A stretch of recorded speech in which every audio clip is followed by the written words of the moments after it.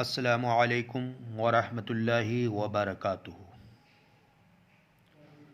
عزیزو، یہ عمل برائے روزی، بمفلسی، بغریبی و رزق میں تنگ دستی کو دور کرنے کے لیے ایک نایاب تحفہ ہے۔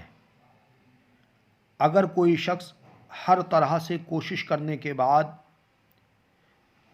مفلس ہو، تنگ دست ہو یا اس کا رزق تنگ ہو گیا ہو تو اس کو چاہیے کہ سب سے پہلے نماز کا پابند ہو۔ اس کے بعد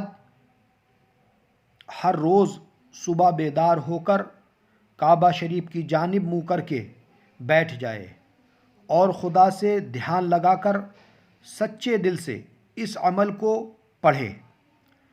اول 11 مرتبہ درود شریف، اس کے بعد یہ عمل، اس کے بعد پھر درود شریف 11 مرتبہ پڑھے۔